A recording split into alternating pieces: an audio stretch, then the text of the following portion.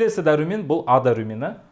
Ғылыми атауы ретинол. Міндетті түрде жаттап алыңыздар. Қызметі ағзаның өсуі, дамуы, жалпы біздің дамып жақсы болып кетуімізге, шашымыздың, теріміздің жақсы бай болып дамуына көмектесетін дәрумен бұл А дәрумені.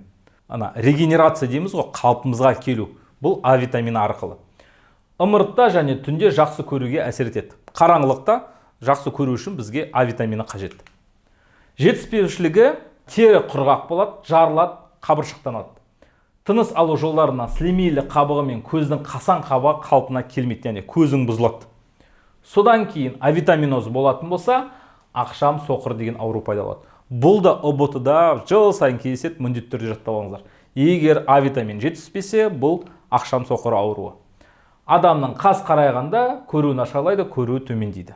Куриная слепота орысша, яғни тауықтар түнде көрмейді, дәл солай адамда қараңғыда көрмей бастайды. А дәрумені жалпы мына каротин деген пигменті бар, бүкіл ағзаларда орналасқан. Каротин деген морковтағы орналасатын пигмент қызыл немесе оранжевый түс береді. Бағанағыдай шырғанақ, сәбіз, өрік, итмұрын, асқабақ, асжапырақ деген өсімдіктердің құрамында көп болады.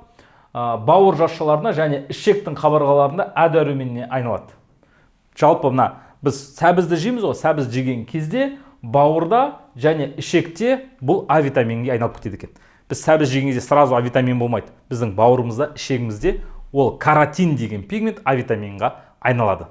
Бір тәуліктегі мөлшері бұл 1-2 мг. Міндетті түрде жаттап алыңыздар. Келесі Д дәрумені, Д витамин. Басқаша ғылыми атауы кальциферол. Қызметі ішек бүрлерін тамақтан кальций мен фосфорды сіңіру үдерісін қамтамасыз етеді. Яғни біздің денемізге кальцийға жауап беретін, кальцийіміз сүйегіміздің берік болуына, мықты болуына жауап беретін витаминдердің бірі бұл Д витамин.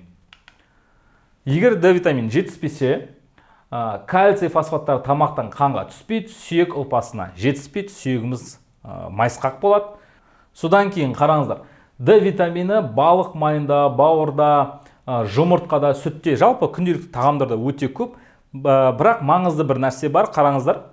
Бір тәулікте қажет мөлшері ересек адам үшін 2,5 мг, балаларда 12-де 5 мг. Не себептен? Себебі балалар өте көп витамин Д алу керек. Себебі олар өсіп келе жатқан организм. Яғни оларға кальций қажет денесіне, өсіп келе жатқандықтан. Егер гиповитаминоз болса, Д дәрумені жетіспесе, балаларда мешел деген ауру пайда болады. Яғни рахит. Рахит деген аяқтарын көріп тұрсыздар ғой, сүйектері дұрыс дамымағандықтан қисайып өседі. Өскен сайын бұл қатып қалады, содан кейін өзгертуі қиын болады. Жалпы баланың бойының өсуі баяулайды, басы үлкен болады, ұйқысы бұзылады, жұқпалы аурулармен көп ауыратын болады. Және де витамин Д бізге қалай келеді? Неге мысалы балалар өте көп сыртта ойнау керек дейміз ғой? Жылы күн сәуле шыққан кезде өте көп сыртқа шығу керек. Себебі витамин Д-ні бізді басқаша атағанда күн дәрумені деп атайды. Яғни витамин Д күн сәулесі, ультракүлгін сәулесі денемізге түскен кезде тері астымызда витамин Д синтезделеді. Сол кезде біз бағанағыдай мықты кальцийға толы, фосфатқа толы организміміз бай болып, сөйтіп жақсы дамый бастаймыз. Сол себептен кішкентай балалар өте көп сыртта ойнауға қажет.